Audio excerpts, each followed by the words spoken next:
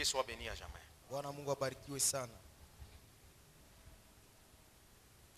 J'avais dit le jour passé Nilisema siku iliyopita que aujourd'hui ya kwamba leo nous vivons un temps tunaishi wakati où les gens doivent être déliés ambamo inawapasha watu kufunguliwa, ou dénoués. kufunguliwa, kukombolewa, Noués, c'est-à-dire liés. kufungwa. Dénouer, délier, c'est le contraire de lier. Hiyo kufungua ni kinyume ya kufunga. Est-ce que vous me suivez? Yeye mnanifuata? C'est pour cela un chrétien Ndio maana Mkristo n'est pas comme tout le monde. yeye si kama vile watu wengine. Un chrétien incarne trois choses. Mkristo ndani yake mna vitu tatu. Premièrement, Kwanza, il a d'abord un esprit supérieur. iko na roho ya Mungu, roho ya juu. Me suivez-vous l'église? Nanifuata?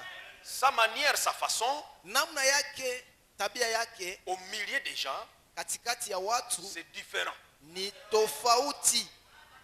Il a un esprit supérieur. Yeye anaye roho kubwa, roho ya juu. C'est à lui qu'on doit recourir pour demander des conseils. Ni kwake ndio watu watakimbilia kuomba mashauri. Est-ce que vous me suivez? Amen.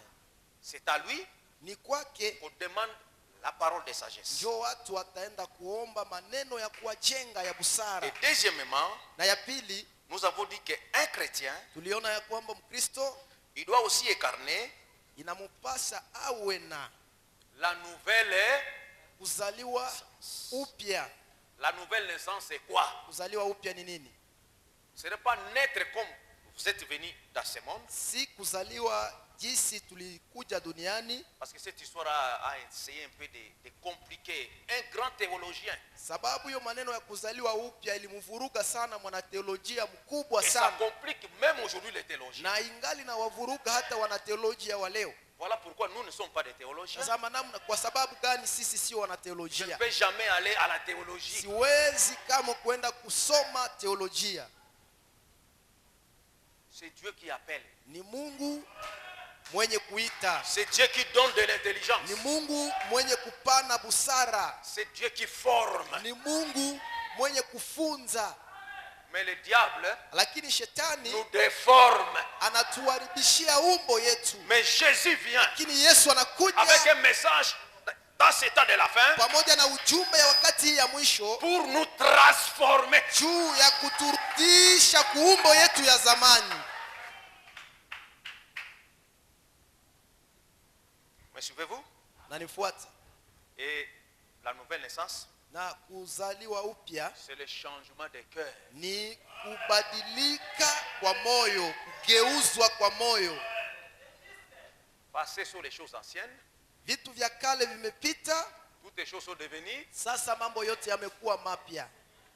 Et troisièmement, Na kitu ya tatu, un chrétien Mkristo doit avoir l'esprit de dénouement. naye vile anapaswa kuwa na roho ya kufungua.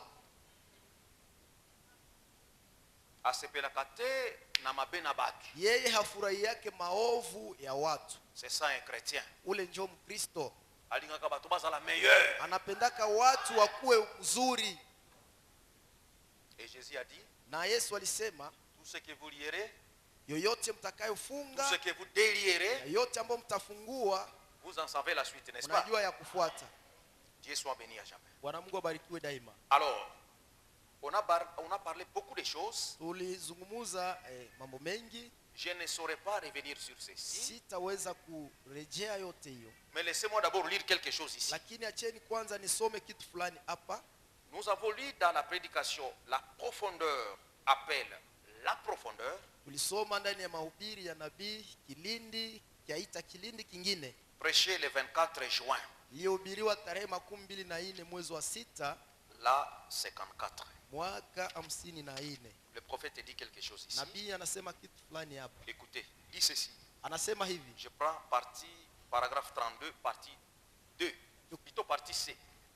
Il dit, anasema maintenant, na peu sasa importe combien il peut se manifester ici, Dieu.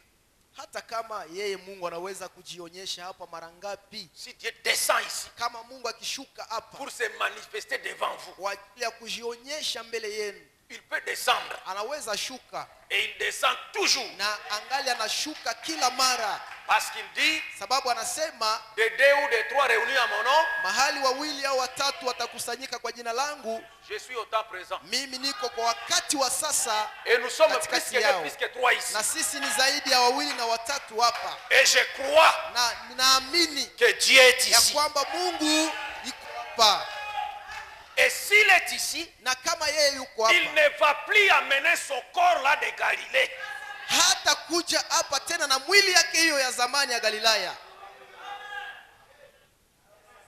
Je ne sais pas s'il y a quelqu'un qui me suit. Sijui kama hakuna mtu fulani ambaye C'est pour cela que nous l'appelons toujours Hébreux 13, 8. ndio maana tunamuita kila mara Waebrania 13, Le même hier, yule jana, aujourd'hui, leo éternellement. na milele na milele. Jésus est le même. Yesu Kristo ni sawa sawa. S'il est le même, Kama yeye ni sawa sawa, mais excepté son corps physique. yeye ni sawa sawa, ila tu mwili yake ya nyama. Il ne peut pas amener ce corps-là. Hawezi kuleta mwili yake hiyo ya Si Jésus nyama. vient ce bon matin, Kama Yesu anakuja hapa asubuhi ya ici à leo Logos, hapa maskani il Logos, n'amènera pas ce corps avec les cicatrices. hata kuja na ile mwili yake ya vidonda. C'est pour cela que Branham me Ndio disait, maana Branham alikuwa s'il akisema venait à moi akikuja kwangu avec les cicatrices, na mikono ya moi je vidonda, ne croirais pas. mimi Branham ni Parce que ce corps-là, sababu mwili ile il a utilisé pour ces billes-là. aliitumiziaka juu ya ile shaba Et ça n'est fini. na ikamalizika kule kule. Nzambe azali moto malamu frère. Mungu ni mtu mzuri. Lokola yo wana olataka elambana osoki ese komi mosoto longoli yango ozwi mosusu. Jizi na we vile unavaka vazi yako ikichafuka utaiondoa na unavaa vazi Et ingine. Dieu aussi a ses vêtements. Na Mungu naye vile vile anayo mavazi zake. Et il parle très loin, il dit les vêtements de Dieu ce sont les Éphésiens 4. Na anaenda mbali anasema mavazi za Mungu ni wale wa Efeso sura ya 4. Quand soit pasteur lelo atei, Atamchukua mchungaji ba frère Léo, ba évangéliste. ndugu leo wa evangelist. Que Dieu les bénisse richement. Bwana Mungu awabariki sana. Dieu des paradoxes. Mungu wa miujiza. Dieu de variété. Mungu wa kubadilisha sura. Même les corps là avec lesquels il est venu dans Genèse 18 devant Abraham. Hata hiyo mwili ambayo alitumizia ndani ya Mwanzo mbele ya Ibrahimu, Il n'est pas resté éternellement avec ces corps là. hakubakia na ile mwili milele. Il a fabriqué ces corps de la poussière de la terre. Alitengeneza mwili hiyo toka mavumbi, Il est entré dedans. akajiingiza ndani ya mwili Et hiyo. le prophète dit dans Jéhovah Jireh, Na nabii anasema ndani ya Yehova Jire, il dit quand Abraham l'a accompagné après avoir mangé, anasema wakati Ibrahimu alimchindikiza baada ya yeye et kukula chemin chakula faisant, na walikuwa wakiwa njiani, Abraham était en train d'intercéder pour son frère Ibrahimu alikuwa anatetea juu ya ndugu qui yake était à Sodome. ambaye alikuwa angali kule Sodoma. Comme tu vas pour détruire, Jinsi unaenda kwa ajili ya si kubomoa, tu trouves 50, est-ce que tu détruiras? je, kama unakutana watu 15, je, utawabomoa? Il est descendu jusqu'à 10. Alishuka mpaka 10. Est-ce la vérité? Hii ni kweli. Mais il n'y avait même pas 10, Lakini hakukukua hata pas 10, même 5. hata 5 hawakukua.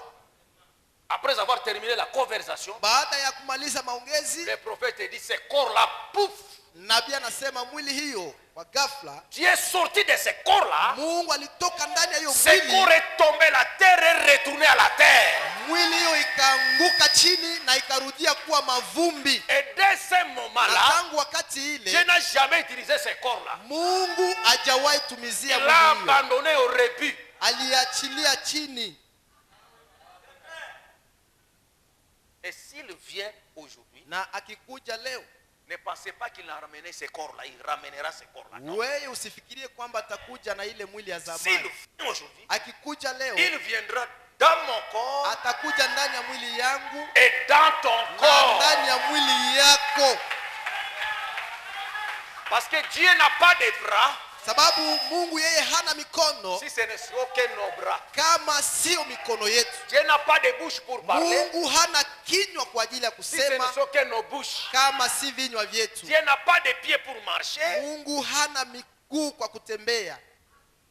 C'est pour cela qu'il a dit au prophète Ndio maana alimwambia nabii à ce temps de la fin, kwa wakati hii ya mwisho, ne bois pas usinywe pombe wala usivute sigareti et ne suis pas. wala usichafue mwili wako. Quand tu seras grand, Utakapokuwa mtu mzima, moi Dieu, mimi Mungu j'aurai à utiliser ces corps. nitakuwa na kazi ya kutumizia mwili yako. Yango moni ya bandiko kitanano likolo na ye. Ndio maana alianza kushuka juu Jusqu'à yake s'installer dans son cœur. mpaka kujiingiza ndani ya moyo ya nabii. Dieu soit béni à jamais. Bwana Mungu abarikiwe daima. Alors le prophète dit ici, Sasa nabii anasema s'il hapa, peut se manifester, kama anaweza kujionyesha, si vous ne croyez pas en lui, kama hamumwamini yeye, il ne peut rien faire pour vous. hawezi kuwafanyizia nyinyi lolote. Soko ye awa, Ukikuja hapa ozana confiance était na moto azotea. au muaminie yule mwenye iko na ubiri, Tu n'auras rien. hautapokea kutoka C'est kwake. la confiance qui produit les résultats. Ni hiyo kuwa na tumaini mbele ya huyu mtu ndio inazaa matunda, matukio. C'est pour ça que Frère Branham dit confiance c'est à 100%. Ndio maana ndugu Branham anasema kuaminiana hiyo iwe kwa 100% juu ya 100. Si tu ne crois pas, Kama hauaminie mtu, il dit, anasema, et c'est vrai, na ni kweli, même s'il se tenait juste à côté de moi ici, hata kama angelisimama pembeni yangu hapa visiblement, ndani ya mwili na de kuonekana sorte que vous le voyez, kwa nukta kwamba unaweza hata kumuona, eh bien, na vema, si vous ne me croyez pas, kama hamuniaminie mimi, je ne peux rien faire pour vous. siwezi kufanya lolote kwa ajili yenu, Même s'il est là. hata kama yeye Mungu iko hapa. Est-ce que le boss, vous me suivez? Je, mnanifuata? La profondeur appelle une autre.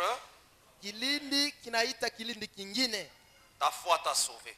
Imani yako imekuponya, imekuokoa. Écoutez, paragraphe 7. Fungo kyake kia 7, B dit ceci. sehemu ya pili nasema hivi: Que les juifs, une fois redressés, ceux qui ont redressé quand un juif, kama tu mara moja wakati Myahudi ameshanyoroshwa, et observer ce qui arrive. kisha baadaye utazame yatakayofikia. Mais nous restons chez nous Lakini sisi tunabaki kwetu et nous raisonnons sur la chose. na tungaliki tu tunafikiria juu ya kitu hiyo. Un juif, Myahudi parle-lui simplement. yeye sema naye tu, Vous allez voir, utaona une fois il croit, mara moja tu atakapoamini, et il ramène les autres. na atawaleta wengine. Est-ce que vous me suivez? Yeye mnanifuata? Bisope lokola, Na sisi vile vile tous la kana esprit à ramener ba mosusu. tukuwake na hiyo roho ya kuwarudisha wengine Vous kwenye allez neno. égoïste de terre. Usiwe tu mwenye choyo Comme si kujipendelea, toi-même tu vas remplir les ciels. kama ni wewe peke yako ndio utenda jaza mbinguni. Parlons à nos familles, atabati atembe solona na bango. Uwahubirie neno watu ya jamaa yako, Parlez hata à nos watabishana, majirani wako, Parlez à nos collègues majirani wetu ya kazi, de classe ya ou masomo de travail, wala ya kazi etc. etc. na kadhalika. Dieu soit béni à jamais. Bwana Mungu abarikiwe daima. Une expérience personnelle avec Dieu. Mazoezi ya kibinafsi pamoja na Mungu. Partie C, Frère Branham dit, Sehemu yake ya pili, Branham anasema, paragraphe 11, C. fungo yake ya 11, Il dit, nasema, il en est de même quand nous nous mettons à parler de Dieu. na ni hivyo ndivyo wakati nasi vile tunaanza kuzungumzia Mungu, Cherchons tutafute quelqu'un mtu fulani qui a l'expérience, mwenye iko na mazoezi, qui sait de quoi il parle. mwenye anaposema anajua ni nini anasema. Usiwatafute tu wa kusema sema tu kama vile maperoke, Déjà qui parlent et qui ne savent pas ce qu'ils sont en train de dire. watu ambao wakisema hawajui wanasema nini. Cherchons les gens Tuwatafute watu qui peuvent parler ambao wanaweza et ils sema savent de quoi ils parlent. na kisha wanajua ni nini C'est pour wanaisema. cela Frère Branham dit, Ndio maana ndugu Branham anasema Osakanatena ba prédicateur. msiwafanyizie mzao wa ubiri. Un prédicateur, Mhubiri s'il est un homme appelé de Dieu, kama yeye ni yule aliyeitwa na Mungu, il a une clé en main. iko na funguo mkononi mwake. que Logos, vous me suivez? Je, Logos mnanifuata? Les prédicateurs Wahubiri ont la clé à main. wako na mafunguo mikononi Même mwao. si Pierre, Hata kama Petro, Jésus lui avait laissé la clé, Yesu alimwachiaka funguo, mais le prophète dit, lakini nabii les anasema ministres de Dieu aujourd'hui, wahuduma wa Mungu ce leo sont des hommes qui détiennent la clé en main. ni wale watu ambao wako na funguo mikononi mwao. Et la clé sert à quoi? Na funguo kazi yake ni nini? La clé sert à fermer Kazi ya funguo ni kufunga ou soit à ouvrir la porte. wala kufungua mlango. Et frère Branham me Na dit, ndugu Branham anasema la clé funguo sert aussi à ouvrir les écritures. inaweza vile kufungua maandiko.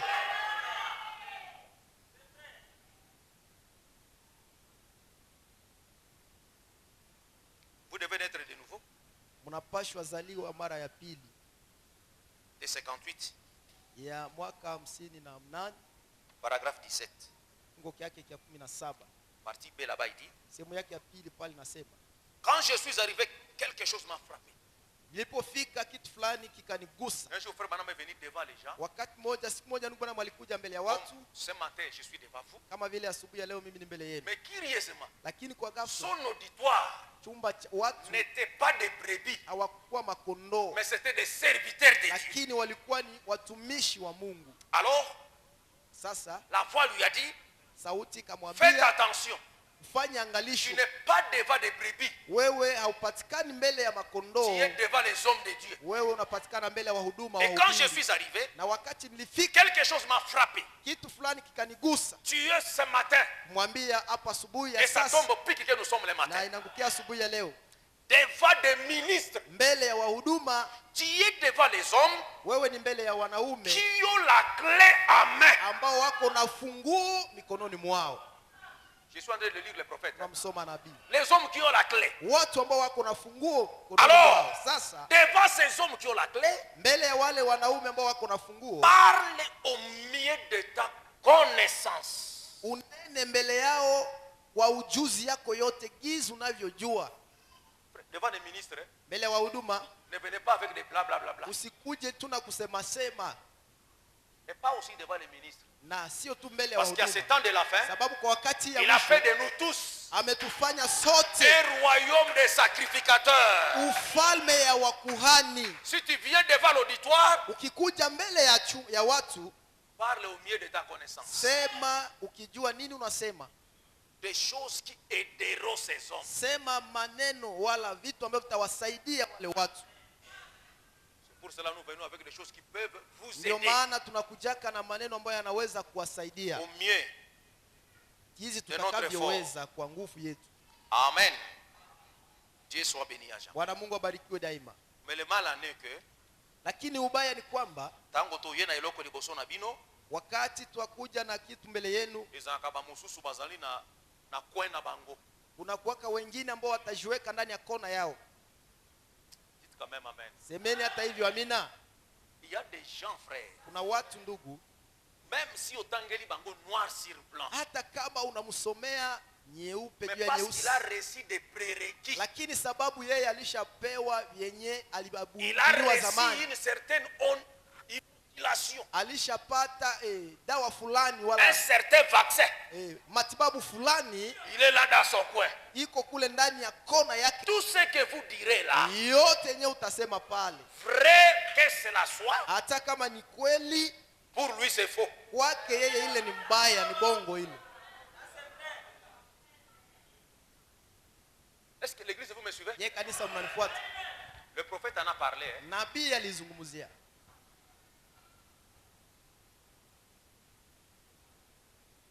Je suis ici dans cette prédication ici. Hivi ni hapa ndani ya mahubiri ya Rendre service à Dieu. kutumikia Mungu kazi, Rendre service à Dieu. kufanyizia Mungu kazi, Sans que ça soit sa volonté. bila hiyo kuwa ni mapenzi yake. 18/7/65.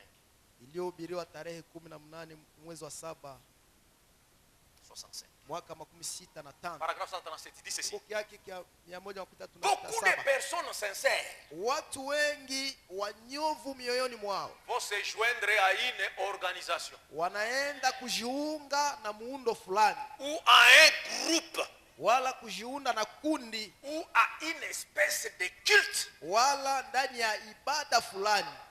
Vous écoutez ce que frère Banam dit? Je mnasikia mbona Branham Beaucoup anasema de gens sincères, watu wengi wanyofu ils vont se moyoni retrouver dans un groupe wataenda jikuta pour wamejiunda ndani ya kundi, s'affilier à une dénomination kwenda kujiunga na dhehebu fulani, ou à une espèce de culte. wala kwenda kujiunga na ibada fulani, là, na mule Ils meurent spirituellement. mule wanakufa kiroho. Le prophète dit, Nabii anasema vous ne pouvez rien leur dire.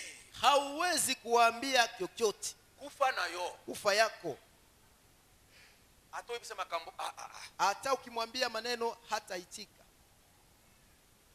C'est comme un jour j'ai dit à un monsieur là, Ni kama vile siku moja nilimwambia mtu qui moja, considérait, vous savez, les gens qui adorent là, les idolâtres. unajua wale waabudu sanamu, J'ai dit, mais ton kamwambia Dieu, Mungu wako que toi tu considères comme Dieu, mwenyewe wewe unamchukua kuwa Mungu mais wako, moi je le considère comme un serviteur de mon Dieu. mimi namchukua kama vile mtumishi wa Mungu wangu. Est-ce que vous écoutez? Yeye mnasikia? Ton Dieu là, Mungu wako ule, mais moi, lakini mimi c'est un serviteur de mon Dieu. ni mtumishi wa Mungu wangu.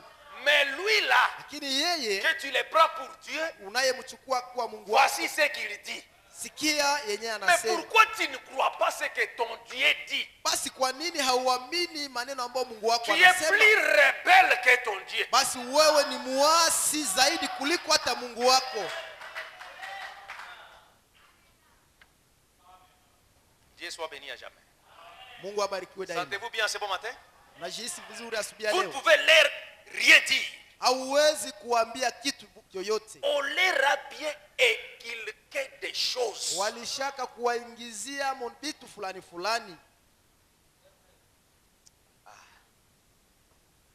Dieu nous garde, frère. Bwana Mungu atulinde.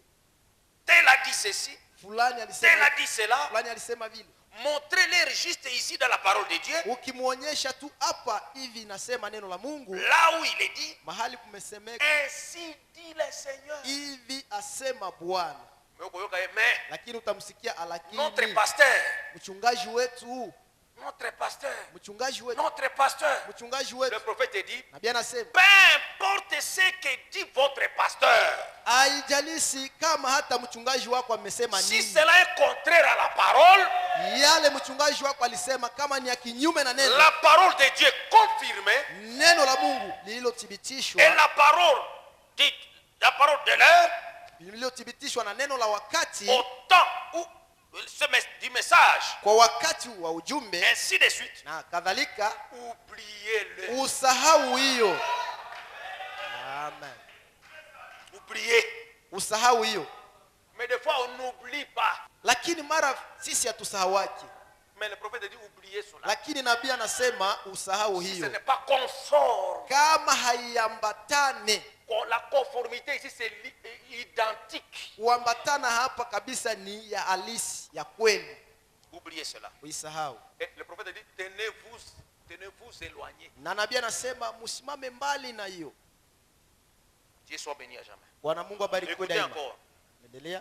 Je vais prendre encore quelque chose et nous allons avancer.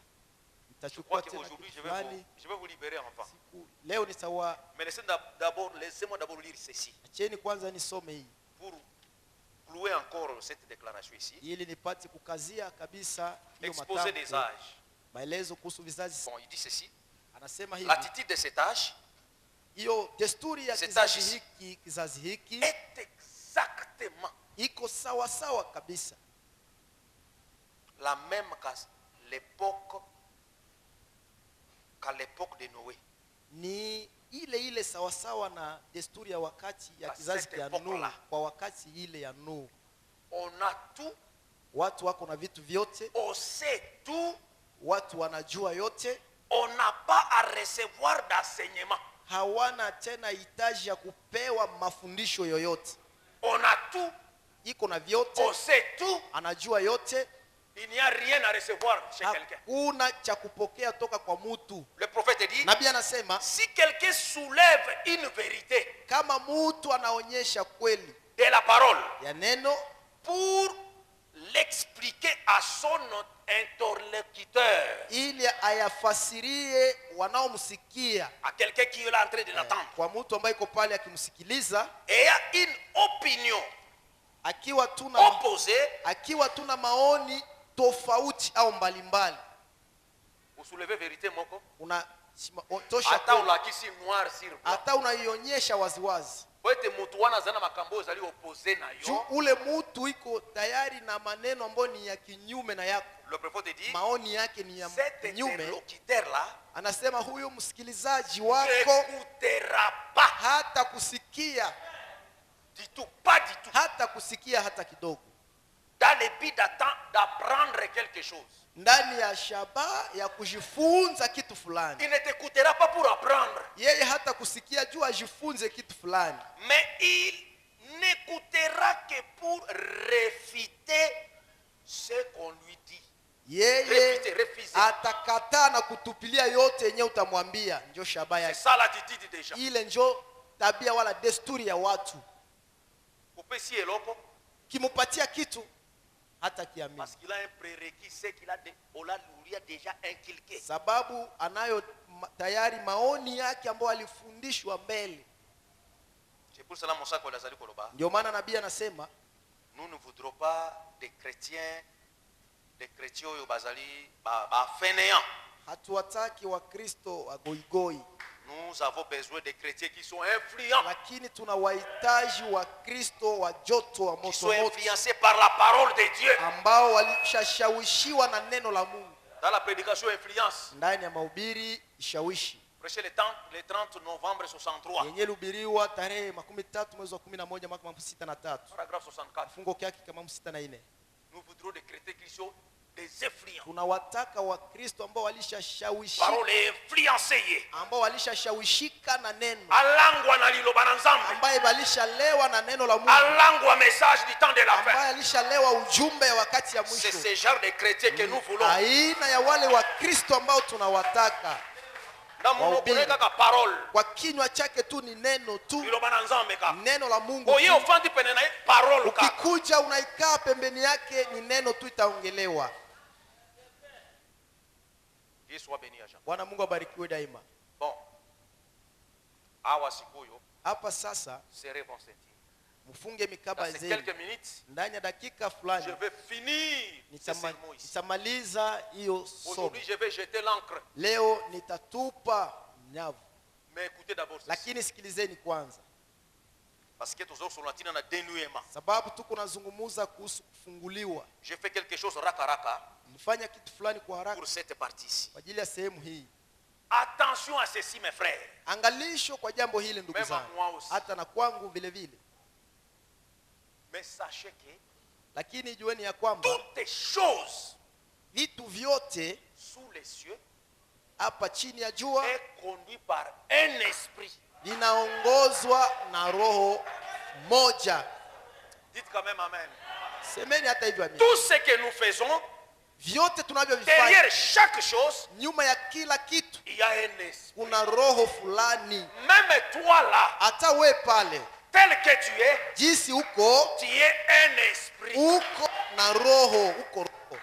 Parce que quand Dieu t'a créé, Sababu wakati Mungu alikuumba, ta première création, kiumbe kya kwanza selon kyako, Genèse 1:26, kulingana na Mwanzo ya kwanza Dieu t'a créé 16, homme esprit Mungu alikuumba kwanza roho yako avant de te mettre dans la chair. mbele ya kukuingiza ndani ya ile mwili yako. Tu étais un esprit. Ulikuwa kwanza, uliumbika kwanza Même roho. avant Yobala, Hata mbele ya wewe kufunga c'est la kuoa, chair que nous regardons. ni mwili njo Mais tunatazama, Babala na Kanano un esprit. lakini watu wanaoanaka kwanza ndani ya roho. Dites quand même amen. Semeni hata hivyo amina. C'est très fort, mais c'est la vérité. Ni nguvu sana, lakini ni kweli. Même Motoliboso Asumuka, Hata mbele ya mtu kufanya la dhambi, chair vient après. mwili inakujaka Mais baadaye, premièrement, lakini il kwanza pêche en esprit. alishafanya dhambi ndani ya roho. Faites attention Fanyeni angalisho, Aux alliés esprit. wewe ni roho. C'est pour cela, frère Branham disait, restez calme, restez calme. Ndio maana ndugu Branham Ne alikuwa bougez akisema pas. mkae kimya, Parce que chacun msiwe, de vous devient un esprit. sababu kila mmoja wenu anageuka Si kuwa vous roho. bougez trop, ukifanya mzaa, l'ange qui est à ma droite malaika ambaye yuko kwenye ne mkono wa kuume saura yako pas œuvrer. hataweza kufanya kazi yake. Ilizeni. Je prends ici dans la prédication, Nachukua honte de lui. hapa ndani ya mahubiri kumsikilia yeye haya. Vous voyez que la sonne, hein? Kusikilia haya. Tout le banane sole, c'est vous que la sonne. Useme kwanza kweli, je, umsikilia yake Yesu haya? Hein? Au fond de Kimia, le prophète dit ceci. Nabii anasema hivi. Paragraphe ango ezali awa oyo Shekina ezali 80 en 81 Fungu 82. yake ndani ya Shekina ni 81 82. Mais ce que vous en avez version Voice of God, Lakini kama kuna mageuzi ya sauti ya Mungu c'est 155 à 156. ni 155 na 56. Il dit ceci. Anasema hivi. Il y a quelque chose de tellement parfait, Kuna jambo fulani ambalo ni la hakika kabisa, puis la kweli, la safi est vrai. na la kweli. Souvenez-vous Kumbukeni, qu'il se peut que vous rencontriez un esprit. inawezekana wewe ukutane na roho, Tu peux rencontrer un esprit. unaweza kutana na roho. Un esprit qui agisse comme Dieu. Unaweza kutana na roho inayofanya kazi sawa Mungu. Un esprit au nom du Seigneur. Roho ambayo iko nafanya kazi kwa jina ya Bwana. Mais si tu n'as pas un discernement, Lakini usipokuwa na upambanuzi, okokende ko se rallier na eloko ya mabe, utaenda kuungana na kitu kibaya, parce que tu es dans les vrais. ukizania kuwa uko ndani ya kweli. Est-ce que vous me suivez? Yango tala mokolo wana Paul. Ndiyo maana tazama siku hiyo Paulo Paul basali likamu isi, basali makambo bakote ya bato. walifanya miujiza Tala wakihubiri watu. full na bato bazolanda bango. Angalia umati ya watu iliowafuata Une nyuma. femme ayesi mana wa Paul. Mwanamke mmoja akakuja Abandi nyuma ya kokanga, Paulo, kangai. akaja kupaza Omoni sauti. bato bakotambola. Umeona wale ambao Ezali bato na ni Nzambe. watu ya Mungu. Soki ezalaka yo nde ozali prédicateur moto azokanga simano boy. Sokoloba. Kama Ganga makasi kama ingelikuwa wewe ndio mhubiri viko na kulalamikia nyuma yako, hivi ungesema ongeza sauti sana ijulikane. c'est que je vous amène quelque part. Na wabeba fasi fulani. Soki boyebi ko remarquer ba esprit te. Kama hamujui kuzitambua roho, C'est pour cela bato mingi bazangi le 10. ndio maana watu wengi wanakosa upambanuzi. Vous vous attachez à des choses. Munaenda kujiunga na vitu Soka nezali ba esprit séducteur. ijapokuwa ni mapepo mchafu. Début banaka toujours malamu. Mwanzo inaanjaka vizuri, Mais attendez, lakini ngojeni.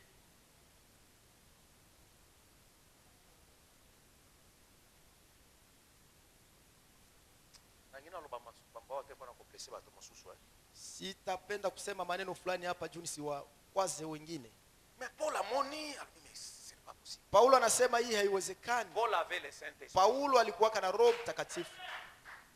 Ne pensez pas que Paul n'avait pas le Saint-Esprit. Usifikirie wala msizanie kwamba Paulo hakukuwa na Roho Paul azaki Mtakatifu. mutu moko matata. Paulo alikuwa mtu mmoja wa hatari. Anania bondele tinene le Saint-Esprit est descendu. Anania akamwombea na Roho Mtakatifu Paul a ikashuka. été baptisé du Saint-Esprit. Paulo akabatizwa na Roho Mtakatifu. Parce que emolimo azalaki nango. Sababu roho Esengela ki pe aliyokuwa apesa ba mosusu. ilomba vile aipatie C'est vile pour cela dans wengine. Acte 19. Ndio maana ndani ya Matendo ya Mitume Akutani na ba 19 disciples na Jean. alikutana na wanafunzi wa Yohani. Ayebisi bango est-ce que avez-vous reçu le Saint-Esprit? Akawauliza, je, mlipokea Roho Mais Mtakatifu? comment il va parler de Saint-Esprit si lui-même n'en a pas? Namna gani atazungumzia Roho Mtakatifu kama yeye mwenyewe hakuwa Et nayo? on dit toujours on ne donne que ce qu'on a. Na inasemeka kila mara mtu hupana kile alicho C'est comme nacho. ça tango abatisi bango. Ndivyo wakati Il leur aliwabatiza a imposé les mains akawanyoshea mkono et ils ont reçu le na Saint-Esprit. wakapokea Roho Mtakatifu. Comment yo kopesa bato mulimo santo alors que yo moko ozana ngote? Namna gani wewe utawapatia watu Roho Mtakatifu japo wewe mwenyewe huna nayo? Il malheur à des gens comme ça qui disent que Paul n'avait pas le Na Saint-Esprit. ole kwa watu ambao wanasemaka kwamba Paulo hakukuwaka na Roho Mtakatifu. Paul avait le Saint-Esprit. Paulo alikuwaka na Roho Mtakatifu. Le prophète lui-même dit, Nabii mwenyewe anasema, qui oserait nier ni nani mwenyewe anaweza kataa que Paul n'avait pas le Saint-Esprit? kwamba Paulo hakuwa na Roho Mtakatifu? Genèse 1, 1. Mwanzo sura ya kwanza mstari ya kwanza. Ces prophètes-là, poussés par le Saint-Esprit, Wale manabii waliosukumwa na Roho par l'Esprit Mtakatifu de Dieu, kupitia roho ya ils ont Mungu parlé, walisema, ils ont agi. wakatenda. Vous voyez? Naona Et le cognon, c'est un esprit. kitu yote iko na roho. Paul est au gang la moisi wana. Paulo akakuja kumlalamikia yule Sio kwa mwanamke. sababu anaambia mais Paul, qu'est-ce qui te prend? Moto aso solo la malamu na tino nusu so gang la ye. Mtu iko na kuzungumza mema juu yako mazuri, tena unamlalamikia. Ile kwa nini ndesa Paulo mbona? Kitu gani ndio namfanya Paulo? Unaona wagizi Paulo anakuwa zala kayo. kama ingelikuwa wewe. Mbele yo au gazé Paul. Wewe ungelianza kumhamakia Paul Paulo. savait ce qu'il disait. Lakini Paulo alikuwa anajua Kenya alikuwa Pameli akisema. mosi wana. Akamhamakia yule Alors toi mwanamke. esprit ya plutôt bima. Anasema wewe roho mbaya toka. Esprit ya nyoka wana Ya plutôt nyoka, nguma. nguma. Moi je suis esprit ya plutôt. Ule mwanamke alikuwa na roho ya nyoka. Ba esprit mosusu eko tuko solo la malamu. Roho zingine zinaweza zungumza mzuri, Mais ça esprit mabe. lakini ni roho mbaya.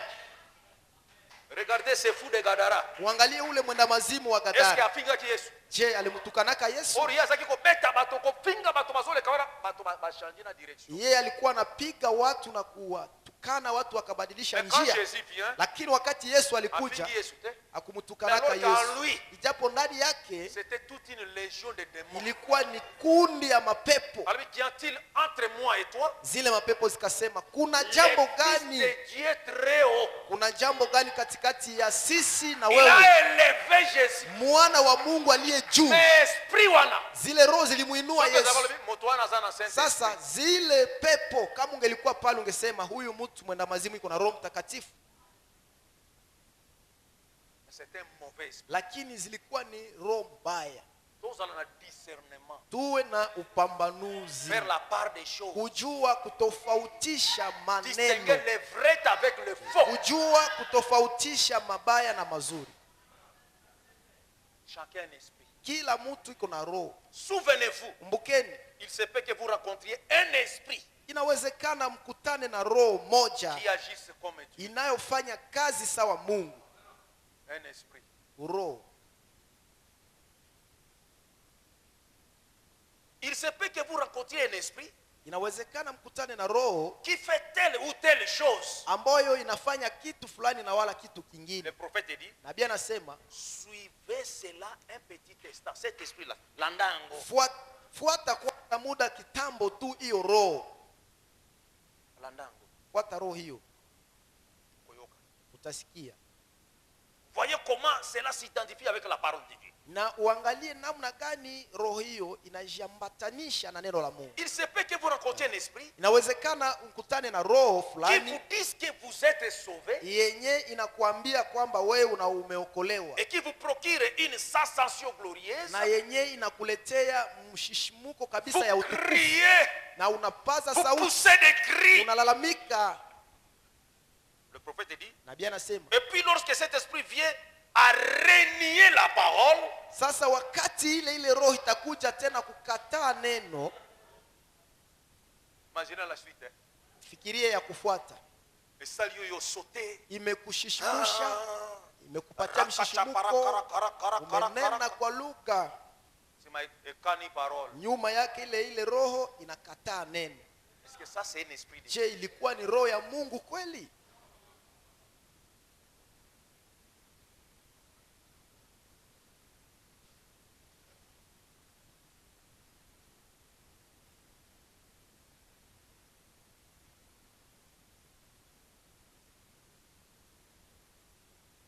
Dieu soit béni à chacun. Bwana kubarikiwe daima. Tikanazo hapo.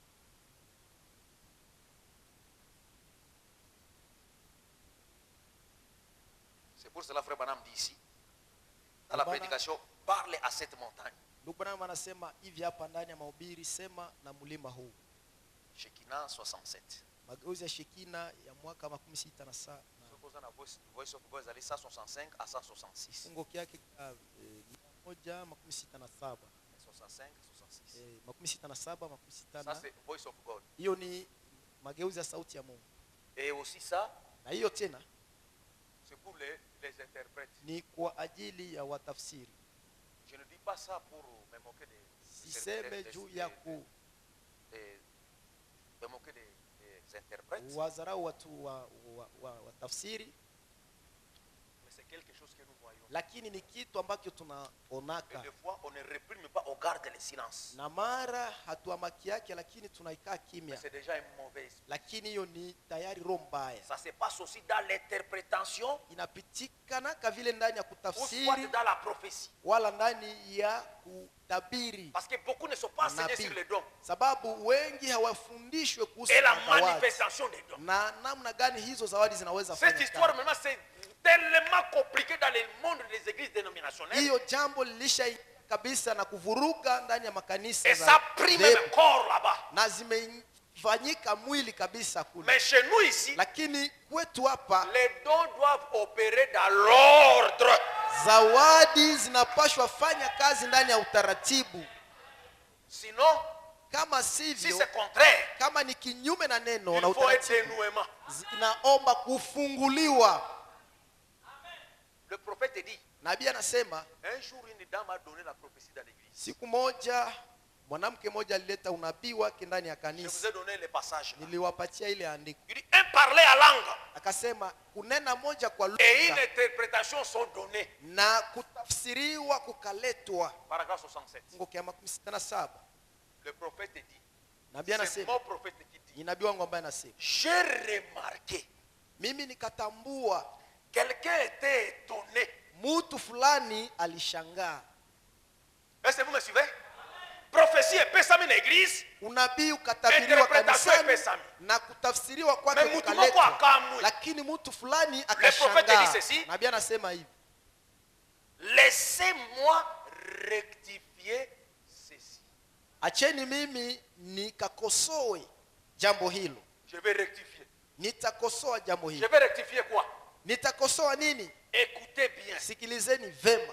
Si ser moko akoti na kati na trance, Kama dada mmoja anaingia ndani ya kujisahau ndani ya roho, l'esprit les saisit. na roho inamshika, Il donne la prophétie. anatabiri, anatoa Le unabii temps wake. qu'il a commencé à donner la prophétie là, Wakati yenyewe alianza kutabiri jusqu'à terminer, mpaka ça kumaliza, a pris une minute. kama ilichukua dakika Écoutez-moi bien, moja. Logos Tabernacle. Munisikie vema, Le Logos temps Maskani. de tout ce qu'il a dit là sous l'onction, Wakati yenyewe alisema ile yote chini ya ça a upako, pris une minute ilimchukulia dakika moja dans une langue inconnue. katika lugha isiyojulikana. Rester dans la méditation et dans le respect. Mubaki ndani ya kutafakari na ndani ya S'il n'y ukimya. a pas, il n'y a pas une interprétation, Kama hakutokelee kutafsiriwa, Dieu est capable pale Mungu anaweza de donner l'interprétation. kuleta utafsiri, Et vous, l'auditoire, na nyinyi chumba restez dans le respect. mubakie ndani ya kujiheshimu. Dieu suscitera quelqu'un. Mungu atamshimamisha mtu pale, Il va donner l'interprétation. ataleta Et matafsirio, s'il donne na l'interprétation, wakati yeye ça atatafsiri, va prendre le même temps. itamchukulia ile dakika. Il commence Anaanza et il termine na anamaliza dans l'intervalle d'1 minute. ndani ya ile wakati ya dakika moja. Dites quand même Amen. Semeni hata hivyo, amina. Dieu n'est pas un Dieu confusionniste. Mungu yeye siye Mungu wa mchafuko, Est-ce que vous me mvurugano. suivez? Amina. Et frère Branham me dit, Na ndugu Branham je anasema, vais rectifier quelque chose. nitakosoa jambo fulani Je vais hapa. rectifier quoi? Nitakosoa Écoutez, nini? il dit, Sikilizeni, anasema une personne mtu mmoja a parlé à peu de mots. alisema kwa maneno mafupi. Les parle à peu de mots. Mmoja anasema kwa maneno Écoutez, il mafupi, anasema, Une autre na mwingine interprète avec beaucoup de mots. anatafsiri na maneno marefu marefu. Maintenant, je vous pose la Sasa question. nawauliza, Est-ce qu'il y a la concordance là? je, pale kumekuwa kupatana?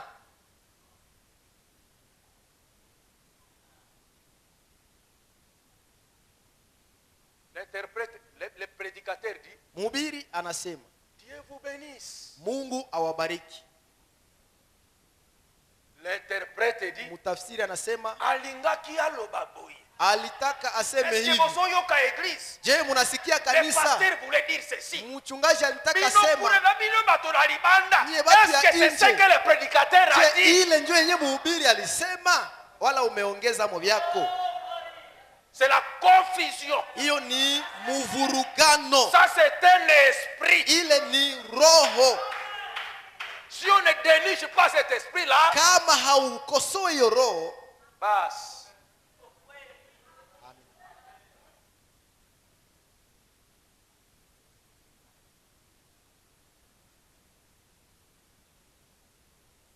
J'ai vu ça quelque part. niliona hiyo fasi fulani, J'étais tellement tiqué. nilikuwa kabisa nilishangaa sana. Bande komo yo kanana. Bandugu, msikie Awa kwanza. alingaki halo bande. Hapa alitaka aseme njoo hivi. Toi tu deviens interprète d'interprète. Wewe unakuwa mtafsiri wa mtafsiri. Une prophétie est donnée. Unabii Une ukitolewa minute. dakika moja, L'interprétation au 10 lakini minutes. utafsiriwa Sort kwake là-bas. kuna muda wa dakika 10 toka kule. Je crois que vous écoutez. Nafikiri kwamba C'est mmesikiliza. un esprit.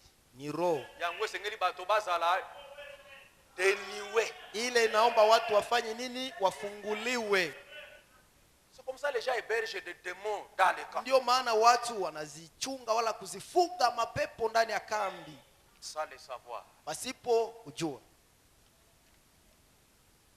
Na kwa wote nano bino likono na manifestation ya les dons dans l'église. Nitawahubiri kwanza hapa siku moja juu ya dhihirisho ya zawadi ndani ya makanisa. Yo kaka usolola kana na lokota. Kaka yo. Wewe tu njoo wa kutabiri, wa kunena kwa lugha. Wewe tu njoo wa kutabiri na kunena kwa Ça devient lugha. comme un ministère. Kesho Non. unakuwa tu wewe kwa sababu Le mhuduma. parler en langue ce n'est pas un ministère. Kunena kwa lugha haiko huduma, C'est un don. ni zawadi, C'est une pluie. ni mvua. Eko kwa ya lelo likolo na mabanga. Inaweza angukia leo juu ya Lobi majiwe, ekwe likolo na matiti. kesho yake inaangukia juu Lobi ya ekwe likolo na majani, manzanza. kesho kutu inaangukia juu ya manjanja, Ekwe imokolo mosusu na désert. inaangukia siku nyingine changwani.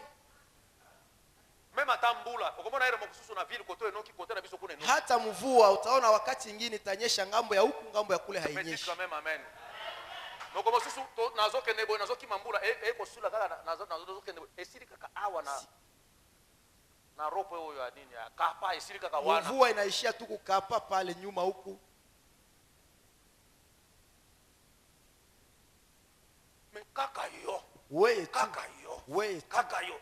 Wewe Simolobi eloko wana na beta kangoma kasi. Nyuma unaanza Sort sema là-bas. ile maneno mimi natabiriaka sana toka pale.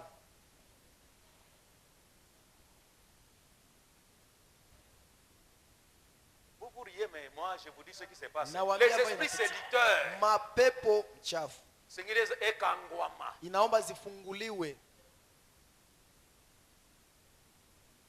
Écoutez ce que Frère Branham dit ici. Sikilizeni ambayo ndugu Branham Dans la anasema. prédication, je restaurerai. Ndani ya mahubiri nitarejesha. Je restaurerai. Nitarejesha Prêché le 20 juin. iliyohubiriwa tarehe 12 mwezi wa La 6 54. mwaka 54. Il dit ceci, paragraphe 15. Fungo kia 15 anasema hivi. C'est pour cela que nous devons faire attention à des esprits. Ndio maana tunapaswa kufanya angalisho kwa maroho Des fois qui nous dirigent aussi. na maroho ambazo zinatuongoza.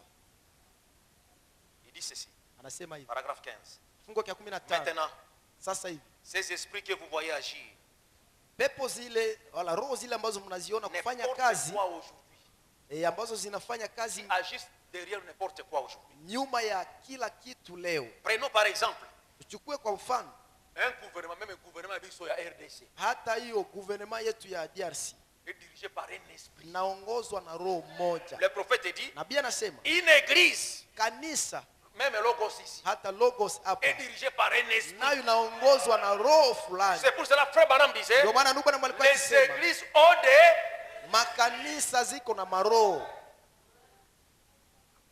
Une église, Kanisa ou moja n'importe quoi, au sijalisi kitu yote cela est dirigé par un esprit. inaongozwa na roho fulani. Les organisations ecclésiastiques Miundo ya madini sont dirigées par un esprit. zinaongozwa na roho moja. Les églises Makanisa sont dirigées par un esprit. zinaongozwa na roho moja. Les individus Na watu binafsi sont dirigés par un esprit. banadamu wanaongozwa na roho moja. yango koti na église olelo unaingia ndani ya kanisa hii leo, esprit ni roho. oye koti na église okuna Unakuja niingia ndani ya kanisa hii, esprit roho. okoti na oyo kuna Unaingia ndani ya ile kule, roho. okokota église nyonso ya Bunia ozana ba esprit combien? Ukiingia ndani ya makanisa zote za Bunia utabebana na maroho ngapi? C'est pour cela frère Branham disait aussi, Ndio maana ndugu bwana Munaye alikuwa vous akisema, entrez dans une église, mnapoingia ndani ya kanisa regardez simplement les pasteurs. muangalie tu Si le mchungaji. pasteur c'est quelqu'un qui essaye toujours de bouger sa tête comme ça, Kama mchungaji ni yule mwenye kuchezesha kichwa chake ngambo ya vous kuume, verrez même les sœurs et les frères là-bas toujours. utawakutana wadada na wakaka wote wakichezesha vichwa vyao ngambo ya Mais kuume. dites quand même amen. Amen, ata amina.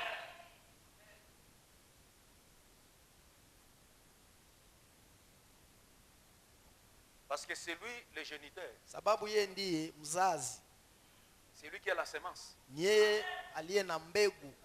Wewe bana mususu balingaka basala lokola papa na mama. Unajua watoto wengine wapendaka wafanyikane sawa baba yao, Na mwana moko jamais asili ko dedenye papa na yeye. na hakuna hata mtoto mmoja ambaye shaka kumdharau baba yake.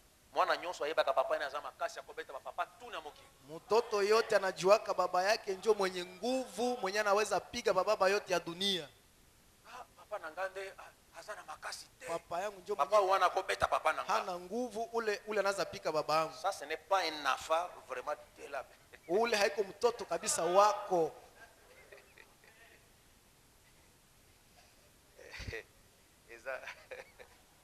Eza bakabo bosusu. Kuna mambo mengine Je perds de le dire ici hein. ninaoga kuisema hapa. Frère bana balingana meda. Ndugu mjana na meda, Toyaka tango tozo lali samwana na biso. tunakujaka wakati kuna mlalisha mtoto Yusufu. Totelemi wana bersion tozo mona. Tunasimama pale tukuna mtazama. Est-ce que bozaka na bersion bana na biso? Je, mnakuwa na berso ya watoto yenu? Mais je vous dis ce que le prophète dit. Nawaambia ambao nabii anasema. Alors nakoyebisa hivi. Sasa niko na mwambia, Omoni miso na ye munene lokola ye. unaona hiyo macho yake kabambi kutusawa yako. Frère bana mende azolo bana mwasi na ye eza masolo ya mwasi na mobali biso tuzakuna te. Ndugu Benana mwenje kunaambia bibi yake ni maongezi ya Omoni bibi na miso na bwana. munene lokola. Ile macho ya kabambi kusawa yako wewe meda. Ata solo. Anasema ni kweli. Mais awa. Lakini hapa kabisa Lokola ya yo. ni sawa vile yako kabisa na wewe. Mais c'est le prophète. Donc les enfants Watoto apprêtent petit à petit wako wanapokea chapa fulani les fulani. traits Zile machapa soit ya papa wala soit ya ya mama. baba wala ya mama. Est-ce que me suivez-vous? Yeye mnanifuata?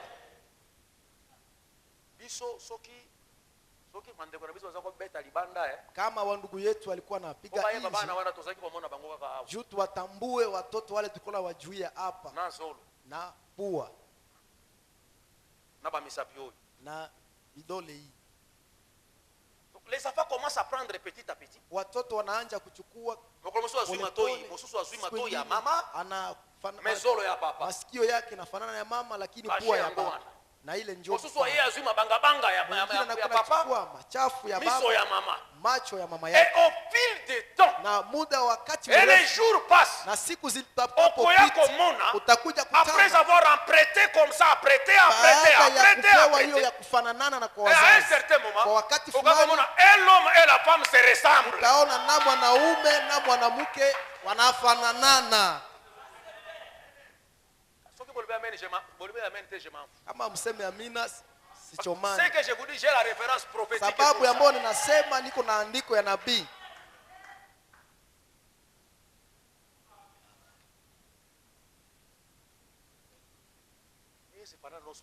Mimi siwezi kukufanana wewe sura mchafu. Sasa wewe ulienda pendana na sura mchafu na haukunaona.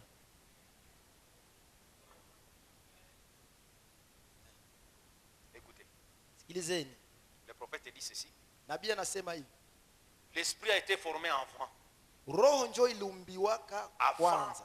les matières cosmiques Mbele ya ile vyombo vya kosmiki et la vie.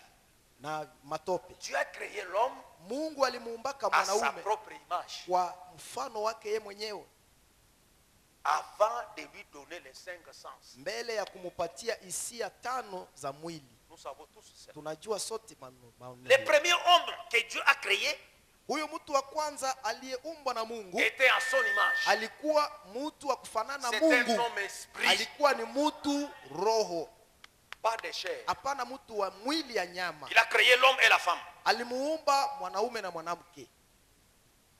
Et c'est dans les livres de Genèse Na ni ndani ya kitabu cha Mwanzo que tout commence. ndipo yote yanaanzia Et ça se termine dans le livre d'Apocalypse. na inamalizika ndani ya kitabu cha Ufunuo. Un bon tableau. Ni ubao mzuri Si vous mettez simplement à étudier cela. kama tu mnaanza kujifunza hiyo. Et dans la prédication ici, Na ndani ya mahubiri hapa, une vie cachée. maisha iliyofichwa, Pas une vie cachée en Christ, mais une vie cachée. hapana maisha iliyofichwa ndani ya Kristo, lakini maisha yenyewe Le imefichwa. prophète dit ici, Nabii anasema hivi dans le paragraphe 21, ndani ya kifungo cha partie na 12 suka kuna lobi, na moja chini huko anasema, et tout homme qui est né dans la maison de la foi na mtu yeyote ambaye amezaliwa katika nyumba ya imani, devient un enfant. yeye anageuka kuwa mtoto. Nous sommes nyonso tozali bana. Sote tunakuwa watoto. Nous sommes nés dans la maison de la foi qui est le message de l'heure. Tumezaliwa ndani ya nyumba ya imani ambayo ni ujumbe ya wakati. Et le prophète dit ensuite, Na nabii anasema baadaye le Saint-Esprit Roho Mtakatifu surveille cette personne-là. inaanza kumchungulia yule mtu. Oyebaka te. Auju wake Saint-Esprit est surveillé. Roho Mtakatifu iko na Il surveille kuchungulia, l'esprit qui est en vous. iko na chungulia ile roho Parce que iliko le ndani. Saint-Esprit ne peut pas regarder ça. Sababu Roho Mtakatifu haiwezi tazama mwili yako. Ça, c'est la chair. Mwili hii ni mwili Ça, ya c'est nyama. faillible. Mwili hii ni ya Mais il kushindwa, voit l'esprit qui est en toi. lakini anaangalia njoo roho iliko Il ndani yako. surveille cela Anachungulia hiyo roho depuis le matin tangu asubuhi jusqu'au temps où tu iras dans ton lit. mpaka wakati utaenda lala kitandani Et mwako. après, Na baadaye il fait un rapport à Dieu. unabeba ripoti ya habari za maisha ya mchana kwa Mungu. L'esprit te surveille. Roho iko na kuchungulia Na parole na yo, na maneno yako agissement na yo, na matendo makambo yako, nyonso ozosala. maneno L'esprit yote yuko surveille nafanya, roho iko naichungulia et fait un rapport. na inaleta ripoti, inabeba habari, Un rapport à Dieu. inapeleka habari kwa Baba, kwa Mungu. Le Saint-Esprit surveille cette personne Roho Mtakatifu unamchungulia mtu et yule fait un rapport à Dieu na inaleta ripoti kwa Mungu sur son avancement. kuhusu maendeleo yake. L'esprit nous otambola ndenge. Roho yako iko naendelea namna gani? Il vient comme ça le matin, comme aujourd'hui. Anakuja vile asubuhi kama vile leo, L'esprit est déjà là. roho iko tayari pale, Azo surveiller nani. iko nachungulia Est-ce qu'il kwanza. y a comme qui 30 minutes avant? Je, yeye alifika dakika 13 mbele ya ibada Dans la kwanza, méditation. wakati ya kutafakari? Au moins, ma main est zoya. Naona amina hazikui, Parce que beaucoup viennent ici à retard. sababu wengi wanakujaka hapa nyuma.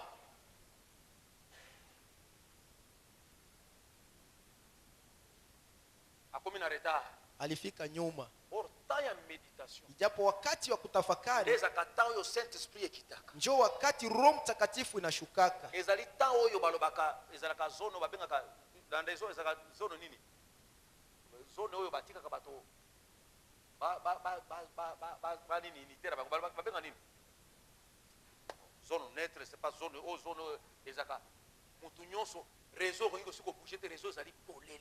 Ni wakati yenye kila mtu Réseau atajisikiliza ezali full na jaa ezali perturbé te. haifurugani. C'est le temps de la méditation. Ni wakati wa kutafakari.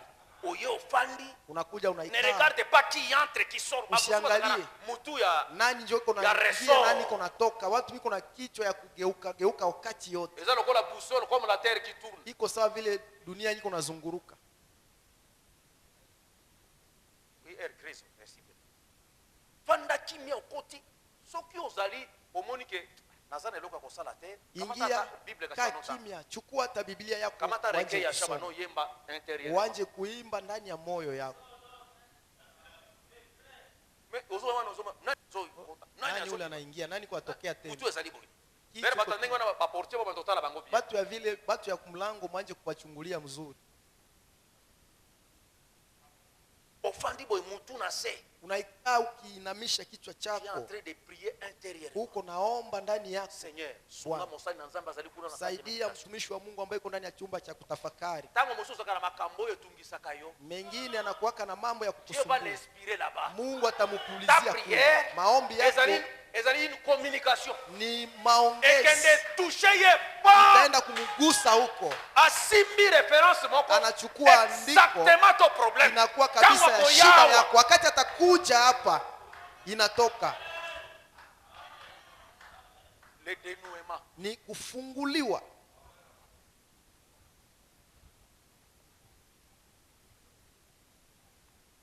Dieu soit béni à jamais. Bwana Mungu abarikiwe daima. Et vous savez, je vais finir par ici. Unajua nitamalizia hapa. Vous voyez bien aujourd'hui comment diable a séduire séduire bali. Unajua leo namna gani Mungu iko na wadanganya watu. Hein? Diable peut faire une conférence na ba démon na yo. Shetani vile naye amefanya kikao kikuu na mapepo zake. Vous voyez bien si kazo séduire bali. Unajua wapi kuna wadanganyia watu? C'est dans l'église. Ni ndani ya kanisa. La Bible l'église est pour séduire bali. Anasema ndani ya kanisa ndio tutawadanganyia Faites watu. beaucoup d'attention. Kwa hiyo fanya angalisho sana. Soki bozali ko landa makambo boyebi yango te. Mkiwa mkifuatana na maneno msio Elanda, yajua landa. vizuri, kufuatafuata, Yoka yoka. usikiasikia, Okoya ko yoka loko moko oyo okoyebsenga la yote oyoka utakia kusikia maneno ambayo haikuomba usikie esili pona yo. na inakuisha kwako. Démon diable a sali conférence na bato na ye. Shetani alishafanya kikao cha Jambo, maongezi Yesu kuu asuluhu na na mapepo seduction. zake. Ndio maana Yesu amezungumzia Dans Matthieu kuhusu 24, mapepo 24. za kudanganya ndani ya Mathayo Ces esprits 24. seront côte à côte. Anasema zile maroho zitakuwa tembea karibu Côte à karibu. côte yango ezali wapi? Hiyo karibu karibu ni wapi? Tokanisi bagano le bana na bakoséduire nga. Wewe unafikiria wale wapagani watanidanganya mimi? Jamais. Kamwe. Kaka moto azo simba brochi. Ni mwenye iko tu na Mais kamata à broshiri séduire. njoo atadanganya.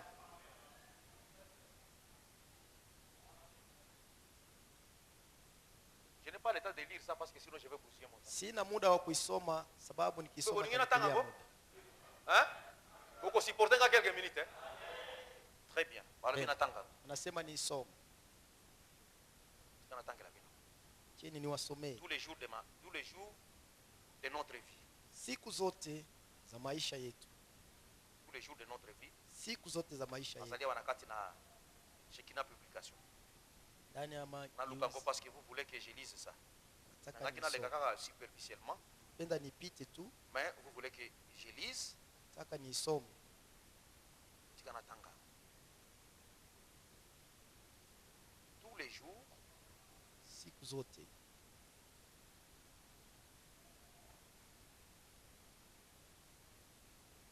ST, voilà. ST, tous les jours siku zote de notre vie. ya maisha yetu. Paragraphe nango 29.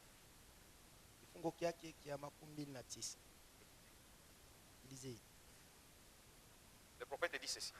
Nabii anasema hivi: Nous essayons de nous en tenir à l'église. tunajaribu kufungamana na kanisa. L'église, Kanisa c'est tout ce que vous attendez. ni yote ile ambayo mnasikia. L'église. Kanisa, Il n'y a qu'une seule église, kuna kanisa moja tu, et cette église, na kanisa vous lile n'y adhérez pas. hamuingie amo kwa kuandikishwa, Elle n'a pas de credo.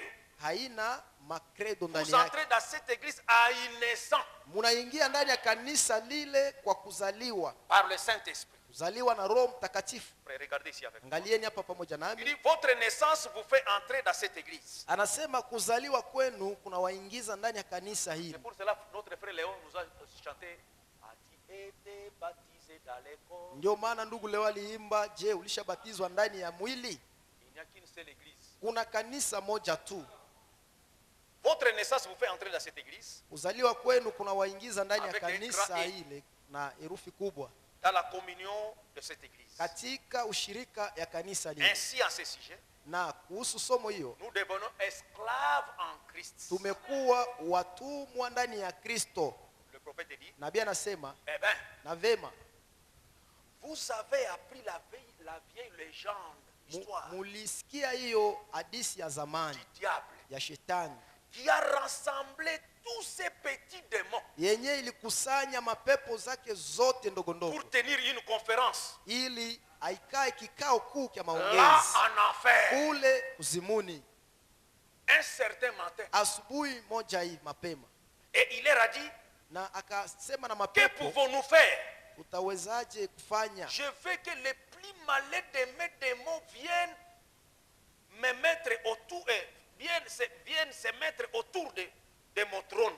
Nataka huyo pepo mchafu mubaya zaidi ya mapepo zote kule akuje asimame kando kando ya kiti cha utawala changu. Na akasema, comment pouvons-nous séduire cette bande d'êtres humains?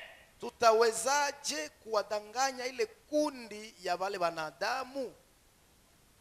Ozoka la séduction, hein? Unasikia kudanganya?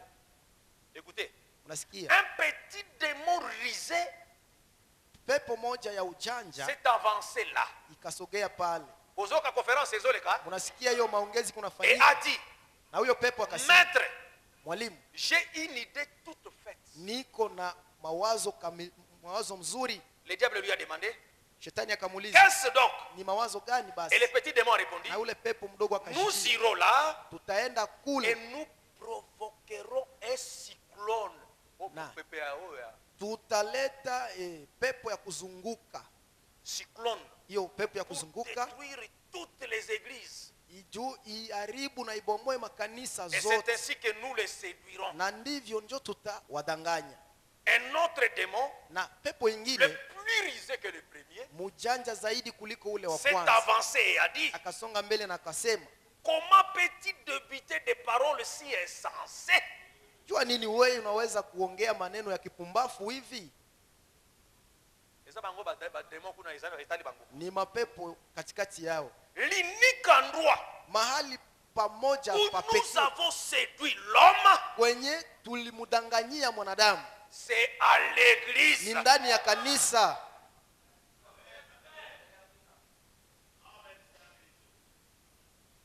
Tous les jours de notre vie, Siku zote za maisha c'est la yetu prédication du prophète. ni mahubiri ya nabii. Paragraphe 29.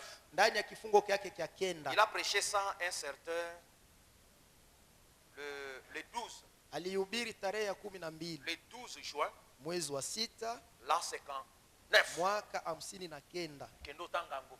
Wende Je ne usome, vante rien. siumde kitu Je fulani, vous lis ce que le prophète na dit. wasomea ambao nabii anasema. Paragraphe 29, ça c'est Shekinah Publication. Kifungo kya 9 ni mageuzi ya Shekina. Vous voyez l'endroit où la séduction est au top. Unaona mahali kwa kudanganyia Ce n'est pas à l'extérieur, haiko nje, c'est à ni l'église. ndani ya kanisa. C'est pour cela faites attention à des églises. Ndio maana fanyeni angalisho sana kwa mbele kwa makanisa. Non, non, frère, bon, il y a bien un nyonso bako salaba riche. Mkuje nyinyi wote mtakuwa watajiri. Quoi? Mie Faire de tout le monde des riches. ni wafanye watu yote bakuwe Mais ça, c'est watajiri. contredire même Dieu. Ile ni kumupinga hata Mungu yeye C'est mwenyewe. Dieu qui a fait les riches. Ni Mungu aliyewafanya wamoja kuwa Le même Dieu watajiri. a fait les autres pauvres. Ule Mungu akawafanya wengine wa Le même maskini Dieu a mis les autres intermédiaires. na akawaweka wengine katikati. Ils sont ni riches, ils sont ni pauvres. Haiko watajiri wala haiko wa maskini. Même Jésus aussi s'est fait pauvre pour que nous puissions Hata être Yesu riches. naye alijifanya maskini ili tupate kuwa watajiri. C'est ça d'ailleurs l'amour. Ile ndio upendo hata. Amour, Upendo c'est aider les autres. ni kuwasaidia Tu te wengine. dépouilles toi-même. Una Bona mamosusu. unajimaliza na vitu Tu wewe te mwenyewe fais unavipatia pauvre, wengine. Unajifanya mosusu maskini aswa. mwingine apati. Mais dites quand même amen. Semeni hata hivyo amina.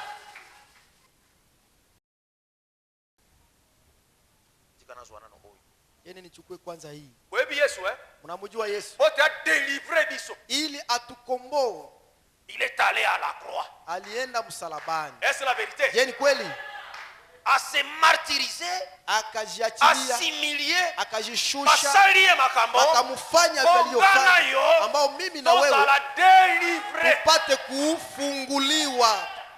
J'aimerais attirer votre attention. Nilitaka nivute angalisho yenu hapa. Liboso Yesu amata na ekulusu. Mbele ya Yesu kusulubishwa Amata na Golgotha. msalabani Golgotha, Frère, liboso awa, ndugu, mbele kuna hapa nase. kule chini Babeti ye fimbo. walimupigaka fimbo. que vous n'avez jamais eu l'idée. yenye hamjawahi kuwa na Dieu wazo. merci, nazui référence sur ce bon matin. Nimepata hiyo andiko asubuhi ya leo. Nzambe ya miracle. Mungu wa muujiza Apesinga référence wa. amenipatia ile andiko. Fimbo bakobeta Yesu. Hiyo fimbo ambayo alimupika Par nayo Romain Yesu. babenga kiango Martinet. Wa Roma waliita Martine. Moyena komeza eza M M A A R R T. T. Hein? I N E T. Vous comprenez quand même, hein? Unaelewa? Martinet. Martine. Fimbo yango Ile fimbo ezalaki na cuir.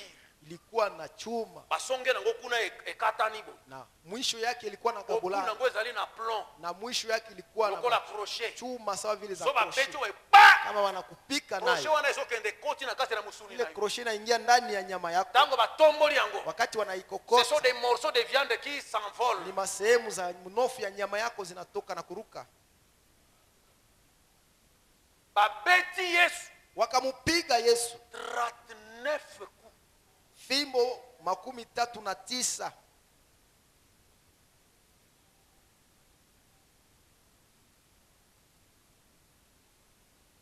Soko lingomo na filme malamu tala mi filme babenge La Passion. Kama unataka uone ile fimbo mzuri, angalia hiyo filmu, hiyo Yesu filamu yote ya ya Yesu Bakatoliki wana. ya mateso, ule Yesu wa Wakatoliki. Teo ya Bakatoliki. Hapana, ule wa Wakatoliki. Na ba Yesu yango pe ba photo musubo zango ba ndako na biyo. Ba de Yesu soki ya ndenge nini Na ile mapicha ba Yesu yenyewe mko nabo mnyumba, sijue njo ba Yesu ya namna gani. Omwe oyo. Omata huyo hapa. Omwe oyo. Omwe ule pale. Le prophète dit ça, Nabii anasema ile picha c'est plus proche. iko karibu, Oyo inafanana. eza lokola oyo. Ile iko sawa vile hiyo. Soki okamati yango ti yango komona ezali ndenge moko. Ukikamata unaifananisha, C'est inafanana. pour cela photo oyo frère bana mazalaki nango na ecclesia na ye. Ndio maana hiyo picha ndugu Branham alikuwa nayo ndani Oyo ya photo kanisa zalaki na yake. ndako na ye. Alikuwa nayo ndani ya nyumba Yango yake. photo oyo pe toza nango. Na hiyo picha vile tuko nayo. Mais dites quand même amen. Semeni hata hivyo amina. Mais ba Yesu na bino mosusu wana. Lakini wa Yesu ili bali Soko za wengine nango kende pasola. Si soki ezali oyo okay. Mais soki za oyo te pasola yango. kama haiko ya ule wa hivi hapa uipasule, Ou bien oyo eza pe. au ile iko mzuri. Est-ce que vous me suivez? Écoutez. Sikilizeni. Babeti Yesu 39 coups. Wakamupiga Yesu fimbo Pourquoi 39. 39 coups? Kwa nini fimbo Les 39? 39 coups de Jésus. Zile fimbo 39 za Yesu. Pourquoi babeti Yesu 39? Kwa nini alipigwa fimbo 39? Parce que somme ezalaki koloba. Sababu Zaburi ilikuwa Somme nasema, 103. Zaburi 103 Le verset 3 aussi. mstari wake ya 3 vile vile, Je suis l'Éternel mimi ni Bwana qui vous guérit ninayewaponya de toutes vos maladies. na magonjwa yenu yote. Dites quand même amen. Semeni hata hivyo amina. Selon la science, Kulingana na siasa, il existe 39 maladies les plus mortelles. kuna magonjwa 39 za kuua sana. Bamunga ngao bayebi yango te. Wanganga hapa hawaijue, Mais mon prophète le dit. lakini nabii wangu anaisema Alors chaque coup basa kometa Yesu Kristo ba kila fimbo walikuwa na mchapa inayo Yesu, fimbo wana azali kozwa. ile fimbo walikuwa C'était pour nampatia dénouer ilikuwa juu ya kufungua chaque maladie. kila magonjwa. Bato mosusu ba comprendre. Watu wengine hawaelewi. Je vais vous lire les prophètes. Nitawasomea nabii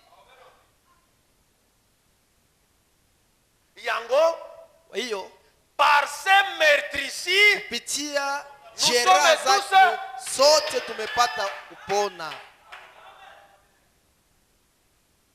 quand les yeux s'ouvrirent. Wakati macho yao yalifungulika, Nazo pesa yo atante yango mingi. alihubiri mara Je nyingi suis dans celui qui l'a prêché le 20 avril ndani ya ile ya tarehe 12 mwezi wa 4 la 56. mwaka 56, Je suis dans le paragraphe 30. ndani ya kifungo kyake kya Ça c'est 13. Voice of God. Ile ni mageuzi ya sauti ya Mungu. Commençons même 29 là-bas pour l'enchaînement d'idées. Tuanjie hata pale kwenye 29. Il dit cela brisa leur foi. Anasema hiyo fanyika mara nyingi, Quelque chose devrait se faire. kitu fulani kingelipashwa Mais fanyika, c'est arrivé. lakini kimefika, Cela arrive encore. inafika tena. Nous avons vu un homme Tulimuona mtu qui a mmoja pu appeler la mort de la tombe. ambaye Non, non, un mort de la tombe. alimuita mufu toka qui était kaburi, capable de tous ces merveilleux prodiges. ambaye alikuwa na uweza ya miujiza yake Et de le yote ya voir pendu damani. là à la croix. Kumuona amesulubishwa pale Le msalabani, visage couvert de gros crachats. uso yake ilikuwa imefunikwa na mate, La barbe et le visage saignant aux endroits mandevu, na uso yake ilikuwa na vuya damu.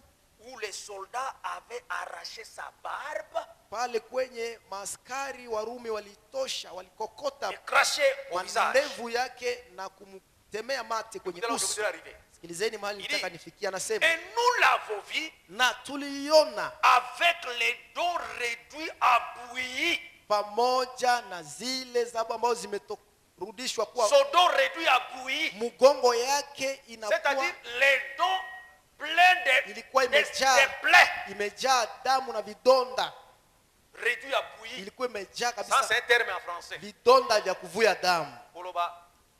Zoto des ala qui déchiqueté. Ni kusema mwili yake ilikuwa iisha pasuka, Réduit à bouillie. imerudishwa vidonda na La. damu pale Ou 39 coups.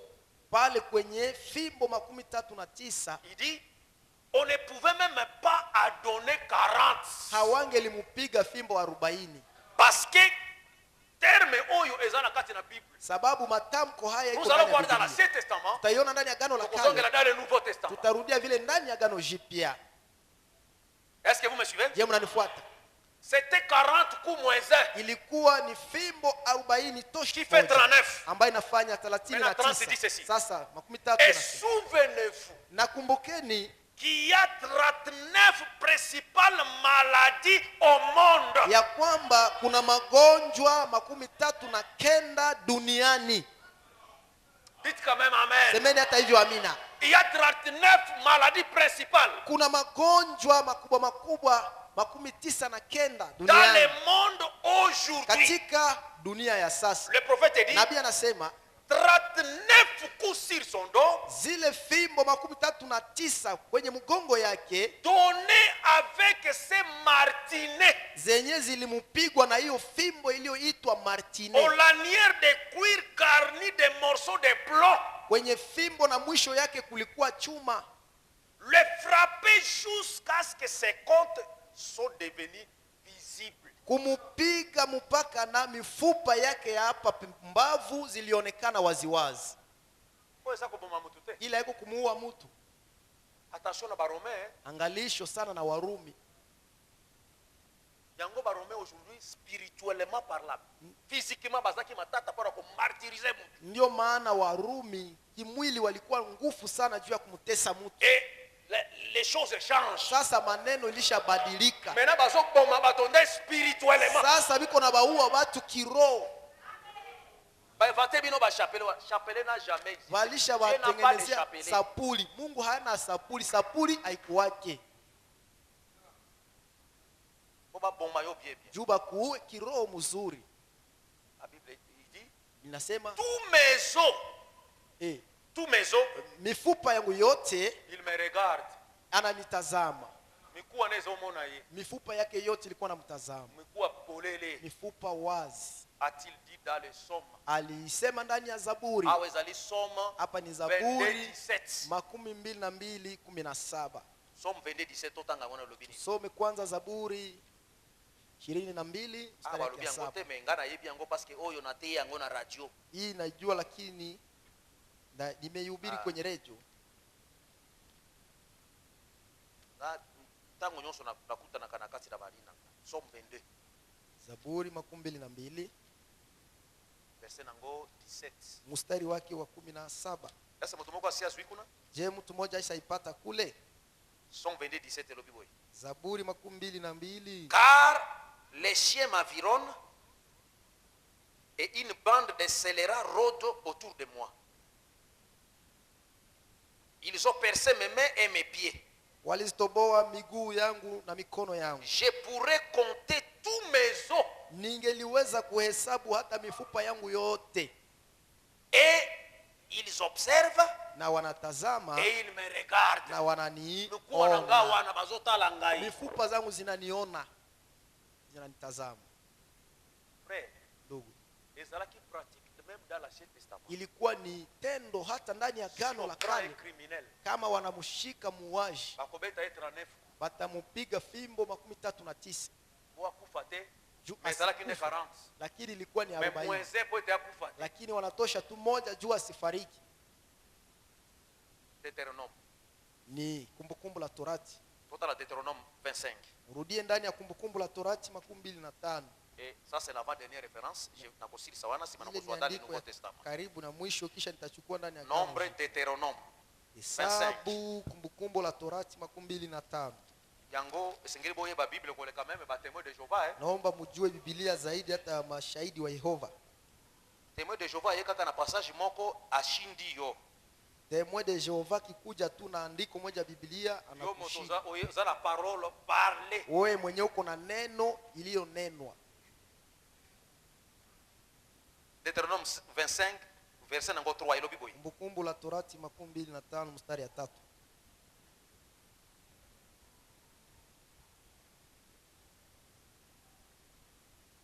Tobanda tali kolo wana potoza na shirima de ilobi boy. Verset 1 jusqu'à 3 ilobi. Lorsque les hommes ayant entre eux une querelle, Wakati wanaume walikuwa ndani ya kutokusikilizana katikati se yao, présenteront en justice wakaenda maamuzini pour être jugés. ili wapate kuamuziwa, On absoudra l'innocent na wakamwacha huyo asiye na hatia, et le condamnera le coupable. na watamhukumu aliye na Est-ce que vous kosa. écoutez? Ye, mnasikia? Maintenant, D dit ceci. Mbili nasema, Si le coupable mérite d'être battu, kama aliye na kosa anastahili kupigwa, le juge le fera étendre par terre huyu muamzi atamulalisha chini et frapper à sa présence d'un nombre de coups proportionnés à la gravité de sa faute. atapigwa mbele ya uso wake kwa kadiri ya uovu wake. Yango mon église moko boy bana bazako sala mobulu kuna bazako fouetter bato. Tunaona kanisa moja, watoto walikuwa wakifanya fujo, walikuwa na wapiga Je fimbo. crois que vous connaissez cette église. Nafikiri mnajua kanisa hili. Osali mobulu boy balali sio na ba dimanche lokola boy ale ba betu yo fimbo. Ukifanya tu yangu wanakulalisha hapa siku ya Jumapili, Unazo unapigwa kama est-ce que fimbo. bazaba juge solo. Je, wale ni waamuzi kabisa. 3 elobi boy.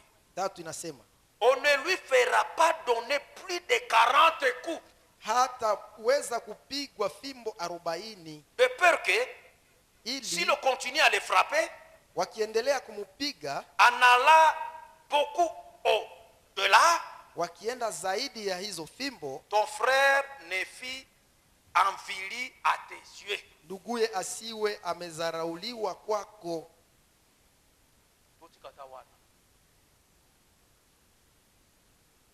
Est-ce que vous écoutez? Ye, mnasikia? Alors, tikana swali susu parti oyo Acha tena nichukue sehemu hii na kamati na kati na 2 Corinthiens. ndani ya Wakorindo wa Et je pili, vais finir par ici. na nitamalizia pale. 2 Corinthiens Wakorindo wa pili, 11, Wakorindo wa pili sura yake ya 20 à 11. 21. 2 Corinthiens, nazo siri sawa. 2 Corinthiens 11, Wakorindo wa pili sura yake ya 11 20 à 21. Et le Bible. inasema hivi. Est-ce que vous êtes d'accord avec moi? Oui, 20 dit ceci. Inasema hivi: Si quelqu'un vous a servi, kama mtu amekutumikia, si quelqu'un vous dévore, kama mtu anakuipora, si quelqu'un s'empare de vous, kama mtu anakuvamia, si quelqu'un est arrogant, kama mtu ni mwenye majivuno, si quelqu'un vous frappe kama mtu akikupiga au visage, kwenye uso, vous les supportez. Ça c'est Paul qui dit. utamvumilia. Huyo ni Paulo anayesema. 21 il dit, 21, j'ai honte de le dire. na haya kuisema, Nous avons montré de la faiblesse. tumeonyesha udhaifu. Cependant, Hata hivyo, tout ce qui peut oser quelqu'un, yote ambayo inaweza kumchokoza mtu, je parle en insensé. nazungumuza kwa upumbavu, Moi aussi je l'ose. nami vile ninapima. Il dit, sont-ils hébreux? Je, ni Waebrania? Sont-ils des hébreux? Je, wao ni Waebrania? Moi aussi. Na mimi vile ni. Sont-ils israélites? Je, wao ni Wanaisraeli? Moi aussi. Nami vile ni Mwanaisraeli. Sont-ils de la postérité d'Abraham? Je, wao ni wa uzao wa Ibrahimu? Moi aussi. Na mimi vile ni mmoja wao. Sont-ils ministres de Christ? Je, ni wahuduma wa Kristo? Je parle en homme qui extravague. Mimi nazungumza kama vile mtu ambaye iko anaruka. Je le suis plus encore. Mimi si yule tena. Car beaucoup de travaux, Maana kazi nyingi, vous écoutez? nasikia. Car, oh là là, je suis où là?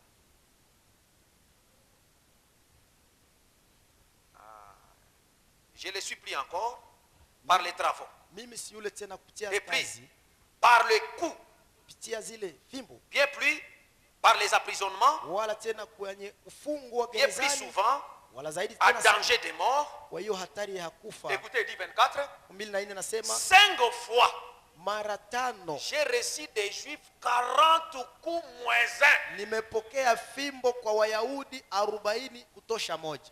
Ça fait combien? Nafanya 39.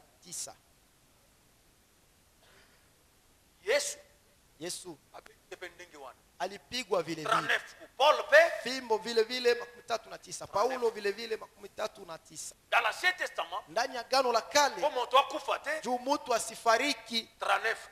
fimbo 39 À proportion selon peine na ye mabeo ye asali. kufuatana na kadiri ya uovu aliyefanya.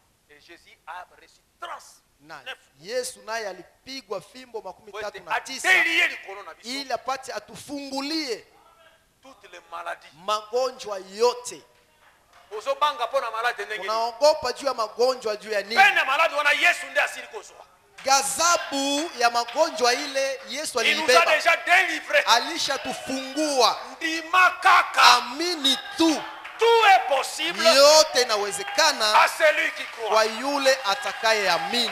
L'impossible Kutoka kenye akiwezekane au possible. kile cha kuwezekana. Je m'arrête ici. Nashimamia hapa. Que Dieu vous bénisse. Bwana Mungu apate kuwabariki.